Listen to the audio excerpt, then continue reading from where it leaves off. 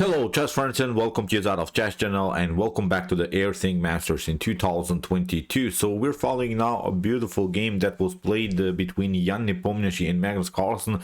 This game I think was very important because Magnus already lost one game in the preliminaries. He lost the game with the black pieces against Andrei Sipenko. Now Nepomniachtchi had really the opportunity to cause many problems for the world champion Magnus Carlsen, because this was not the start that probably Magnus Carlsen wished for, and I think it was also very important for Nepo because he lost, of course, the World Chess Championship match in 2021 with really some bad moments. I think he was really unsatisfied with his performance. It's not the point that you lose maybe the World Championship against Magnus Carlsen. It's not maybe such a big deal, but the way that he lost the World Chess Championship with so many blunders, I think caused many also problems for the further career of Jan Nepomniachtchi. I think he really needs a win against Magnus Carlsen to get back in shape, to get back really into real chess, and I think it's very important to have a good Nepo, because a good Nepo means that we see good chess, because Nepo is a great tactician. He's a really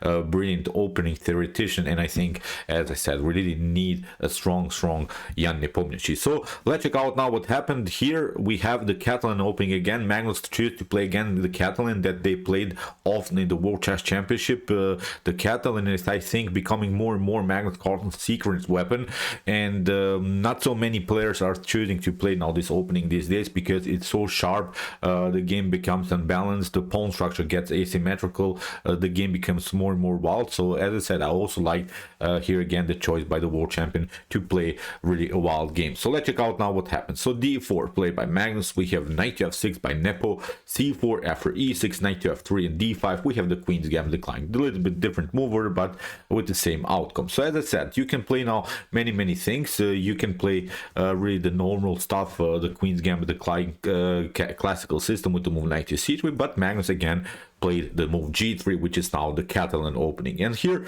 bishop to e7, we have bishop to g2, pretty normal stuff. And now after castling also by Magnus, and now we have d takes c4. And again, the idea is clear. I've explained it many times in my videos. I'll repeat it again because I think it's very important to understand what's going on now on the board. Black takes here, d takes c4, but with the compensation of getting some tempi.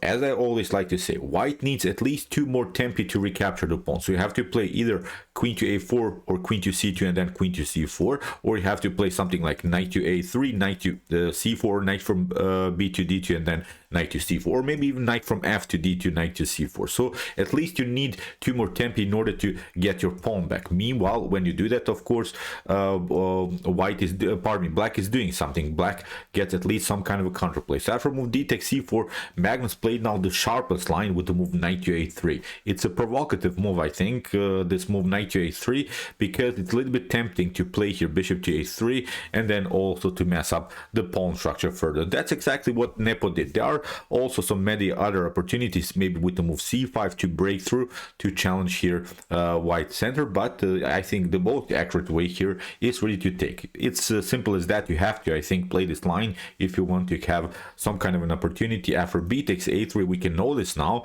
okay, white is now a double pawn structure, but white is also the bishop pair.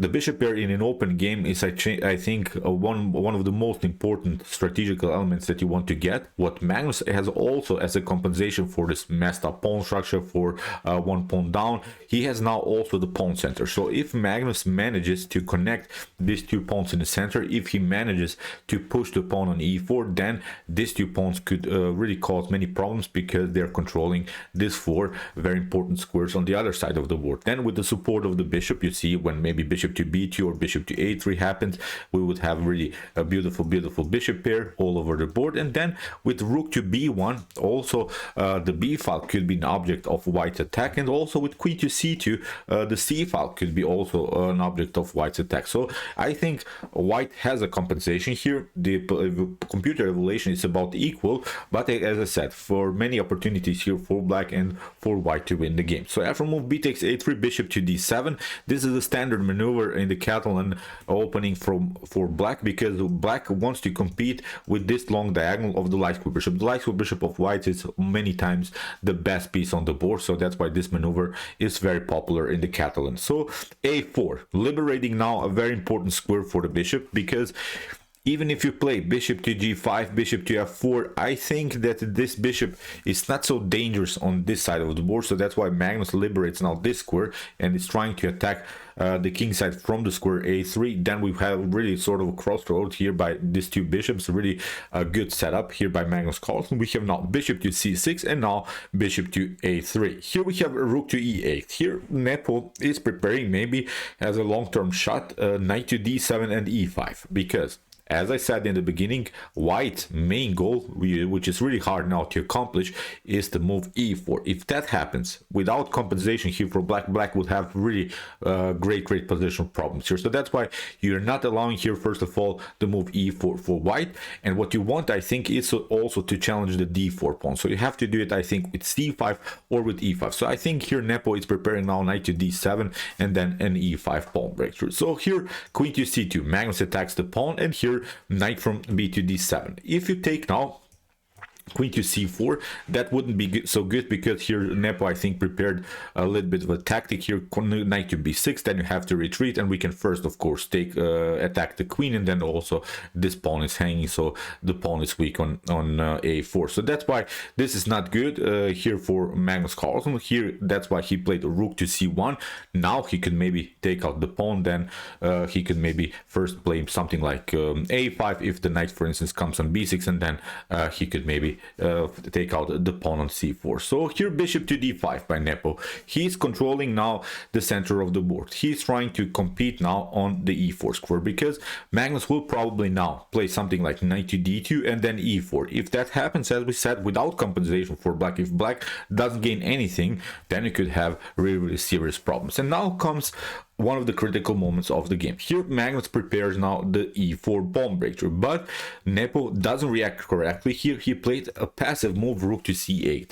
It seems so that this move is necessary, because what Nepo was probably scared of is maybe a c-file attack. The pawn on c7, if for instance the c-file gets cleared, could be a long-term weakness. But actually there is a much more important problem here to solve for black. Black has to, I think, compete here, because we have said in the beginning also that the a4 now can become a weakness. We have seen this tactical possibility for black around the square e4. So that's why a more accurate way would have been to play a5. Maybe you will lose the battle around the square c7, but at least you're keeping this pawn on a4 as a weakness. Then if a4 is weak, then also the a2 pawn is weak. So maybe in a long-term trades of pawns, trades of pieces, black could gain here sort of a situation where you could lose maybe the c7 pawn, you could lose also maybe the c4 pawn, but you can gain maybe the a4 pawn and then the a2 pawn. If that happens, then you could have maybe the connected b and a pawn. So as I said, you have to lock this pawn on a4, and you'll see now why would that be a problem, because Magnus Carlsen will try to use this a5 square in order to push the pawn further, because you would love, of course, to have your knight on b6. If you have the knight on b6, then a5 here wouldn't be a possibility. Then you can stay with the knight forever and you can protect everything. So the knight on b6 is perfectly fine. It would be, I think, a perfect defensive setup here for Jan Nepomniachtchi. But as I said, rook to c8, really the first inaccurate move by the World Championship challenger from 2021. So e4 by Magnus. Now Magnus gets his game. Bishop to c6. As we said, e4, e4, e4. e4 was now the main plan. Look at this setup now. Bishop perfectly fine. Bishop aiming to with this side. Central control with this pawns. Rook on active file. Rook on active file. c4 weakness. So now Magnus has the dominant game only because of this passive move, rook to c8. Really wild this Catalan can become. One inaccuracy and the game could be over. So after move bishop to c6, here Magnus continues the pressure with the move knight to d2 and now c3. This is a beautiful move by Nepo, because if you take, then you lose also here the e4 pawn. The e4 pawn could be then a long-term weakness. So you see here Nepo tried a beautiful counterattack. So let's see, queen to c3, then bishop to a4. Then in the long run also the e4 is weak. So as I said, beautiful deflection motif here by Nepo. So After move c3, here Magnus has to play knight to b1,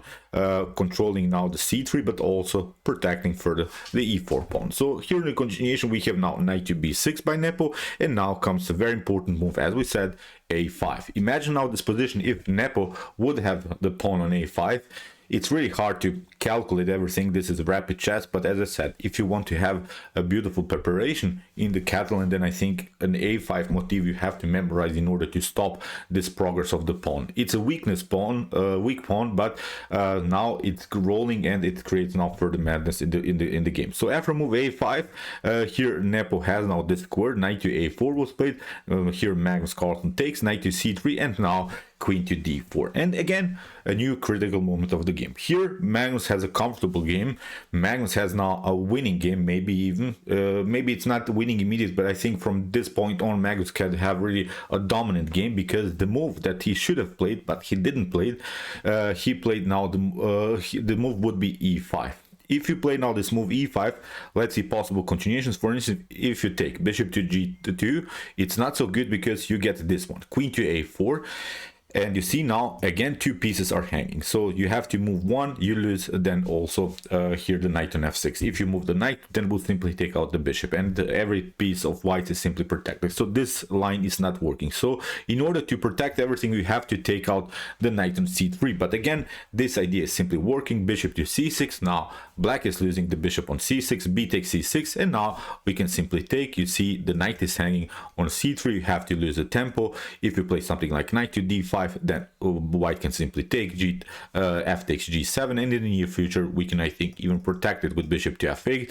If white pardon me, if black takes here, bishop king takes g7, then of course bishop to b2 is winning the game, because now you see the queen is already there. You can cover yourself with the knight, but again, it's game over. So really beautiful tactics, but instead of this move e5, Magnus Carlsen played knight to a4, which was now a huge mistake, which gives now here actually black a comfortable game, because here Nepo simply took queen to a4. We have queen to a4, bishop to a4, and now bishop to b2. So you see now we have reached this position in which black is up a pawn. Black is now, I think, a solid position. Of course there are some weaknesses on c7, maybe also the b7 is weak, but now you see Nepo, I think, has now the opportunity to compete on the d file, has sort of an opportunity to fix everything and go into a favorable endgame. So as I said, something went wrong here for the world champion Magnus Carlsen. Here b6 was played by Nepo, simply challenging finally this pawn on a5.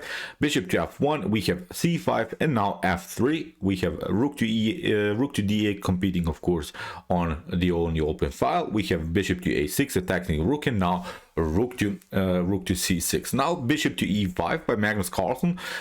Also, if you maybe try something like bishop to f6, g takes f6, now messing up the pawn structure is not so good, because it's now an endgame in which black is simply up a pawn. So that's why you have to complicate things further. If you want to get the draw here for white, you have to stay, I think, with the bishop pair on the board. That's your only strength here for white. Every other trades of pieces is not so good for white. So as I said, you have to stay simply with a complicated setup. So after move rook to c6, we have bishop to e5, knight to d7 by Nepo attacking the bishop. We have a bishop to f4, and now e5 kicking with the bishop to e3. Here Magnus at least found a beautiful way how to maneuver the bishop on a better square. Now on the square e3, the bishop is perfectly fine. So now a new sort of inaccuracy here by Nepo. Rook to d6. Knight to f8 has to be played, I think, here in order to liberate here the d file. Then rook to d6, you have to, I think, immediately take over here on the only open file. But okay, here rook to d6 was played. Here in the continuation we have a rook to b1 by Magnus Carlsen, knight to f8, and now f4. Again, maybe it was time for Magnus Carlsen somehow to play rook to b2 and maybe rook to d2 if possible. Simplify the game by trading off some rook somehow. That would be maybe sort of an idea. but as I said, after move f4, now the game becomes more and more solid here for black. In the continuation, we have a bishop to c2 attacking now simply the e4 weakness, although you can play, I think, here knight to d7. First of all, this knight on d7 is protecting now your b6 square. The b6 square, you see now in a couple of more moves that it becomes now the actual positional problem for black. It's now the only weakness, I think, that Nepo has here. After move knight to d7, you could maybe try now this idea rook to b2, competing also on the default, but now with the simple rook to e8, here we can also notice that the e4 pawn is a weakness, so this was also an opportunity for Nepo here to take over after something like e takes f takes e5, knight to e5. You see, I think black has a dominant game here. E4 is weak. Finally, this b6 is protected, so I think this is a beautiful position for black. So okay, bishop to c2, attacking now the e4 pawn, but here Magnus found now this move, f takes e5, rook to g6 here by Nepo, rook to b2, attacking the bishop, bishop to e4, and now rook to f1. Simply continuing the pressure now. Magnus Carlsen has at least a new target, which is now the weak f7 square. So we have now rook to d7, and now Magnus Carlsen, because of this move bishop to c2 that Nepo played and bishop to e4, Magnus found here really a beautiful drawish idea. I think that we can agree that Magnus is slightly worse here, that actually he's battling for the draw. Here Magnus Carlsen found the only way to get really a draw. Fine, maybe pause the video and try to see now the best continuation here for white. It's really wild move when you think about it harder. So okay, take your time. It's really hard to see. Okay, you see this e6 square is 3 times protected, and Magnus Carlsen played e6 anyway. Whatever you do, for instance, if you play here rook to e6, then you get bishop to c8. You see, then one of these rooks would be lost. If you take, of course, with the pawn, then I think here with a takes b6, you see a takes b6, rook takes b6 with bishop to c4. Black could have many positional problems. Also, the c5 is weak, so as I said, this is not good. So here Nepo took with the knight, but again, we have said knight after move knight to e6, the b6 is a huge positional weakness. After a takes b6, a takes b6, finally Magnus took now a very important pawn and created now a new weakness in the position, which is now the weak c5 square. So we have now h5, bishop to c4, we have h4, here Nepo simply takes bishop to e6, f takes e6, and now after rook to b8, we have now a game which is now an opposite color bishop game, which should be probably ending in a draw, but you have to play here an accurate game, I think, from white perspective, because black is still up a whole pawn, and if you make one inaccuracy, then black will be winning this game. So here after move rook to b8, we have king to h7, rook to f4, attacking now the pawn, and now rook to d1 here by Nepo, king to f2, rook to f6, and now bishop to c5. And this was now one of the most important mistakes, I think, in the game here for Magnus Carlsen. You see now why, because here Magnus should have gone simply rook to f6. After g takes f6, now it was time to take out the pawn. So it was a little bit a different move order, because here you see now the difference. After bishop to c5, Nepo takes, rook takes f4, g takes f4, and now we have here 2 pawn islands. So we have now 2 weaknesses, and it's a huge difference if these 2 pawns are connected or if they're not, because now when you have disconnected pawns, both of them are simple weaknesses, simple targets here for black. So as I said, it was a little bit of a weird move order here by Magnus Carlsen. Bishop to c5, rook to f4, g takes f4, and now bishop to d5. Here Nepo attacks also the weak a2 pawn. So at least Nepo knows where to attack now further the position, and basically Nepo is playing now this endgame like Magnus Carlsen is usually playing this beautiful endgames. He's really the endgame master, but it was now Nepo's most brilliant endgame that you see now. Bishop to d5, we have rook to b2, we have rook to d3, cutting off a potential king's activity. Here Nepo is not allowing this king to march towards the center. Very important move to cut off your opponent's king off the board. We have king to e1, we have king to g6, we have rook to c3, attacking the bishop to d6, and now rook to c1, again a new check, and now rook to a1. Here Nepo found a beautiful way how to attack further this pawn. We have now bishop to e5, Maybe here, if you try, of course, to protect this pawn, then you could lose also here with rook to a2, also this pawn, but so far it's not possible because there are maybe some tactical shots. If you try something like this here you take, then also you see f5 is very, very dangerous with the discover attack against the king and also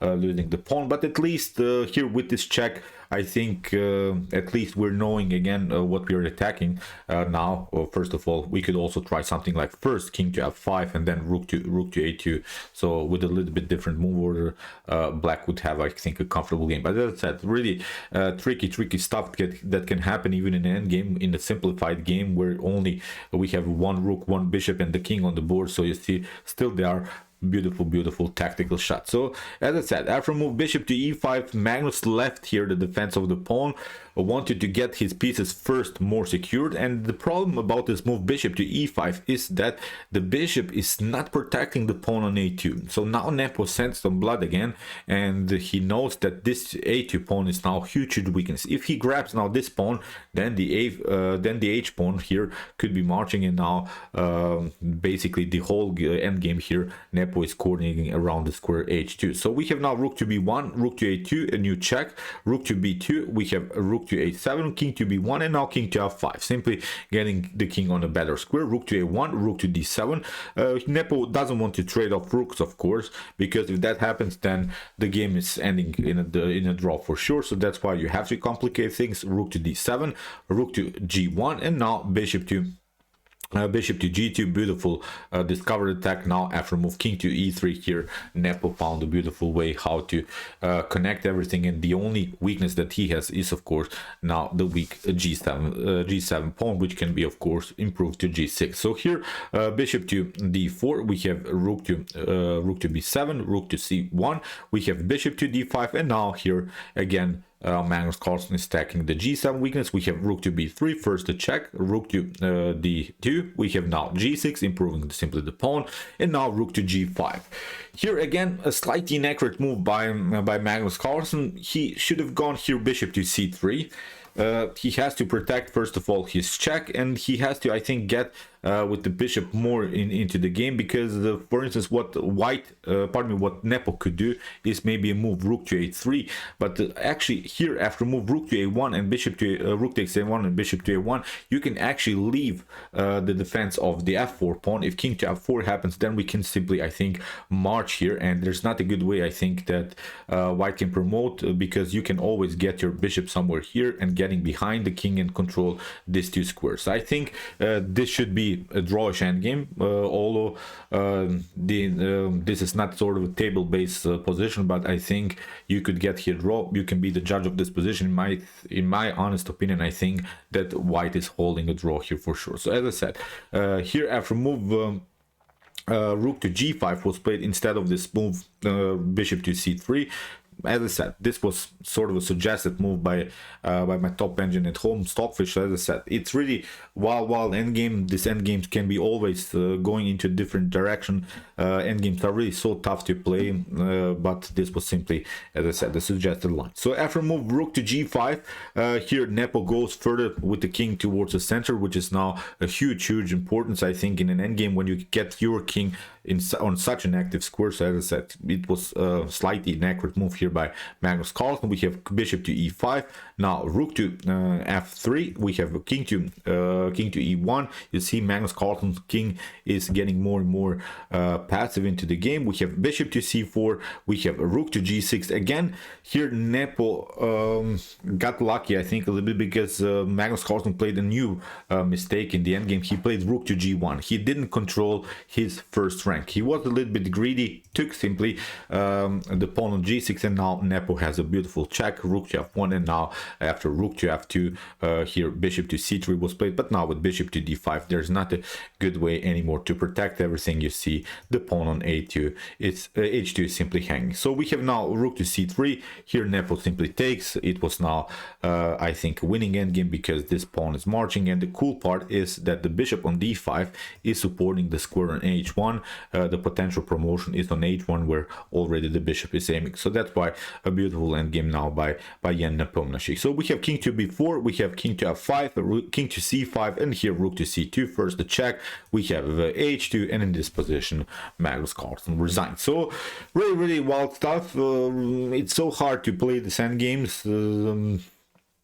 Even with such a simplified position. As I said, it's only we have here really bishops, rooks, and a couple of pawns on the board, and there are so many possibilities to make a mistake. There are so many possibilities to win the game. So brilliant endgame technique here by Jan Nepomniachtchi. He used every inaccuracy that Magnus played and had now a beautiful win. So okay, I hope that you enjoyed the game. I really enjoyed it a lot. Interesting stuff in the Catalan. I think finally Nepo found a beautiful way how to get out of this tactical mess of the Catalan. Magnus is trying to play it further. It will be, I think, a beautiful era, because the Catalan is really wild opening. I think we'll study it more on my YouTube chess channel. Meanwhile, of course, if you want to study the Catalan, watch out. You can watch Magnus Carlsen's games, and also Vishy Anand was the master of the Catalan, where he destroyed Veselin Topalov in their World Chess Championship match.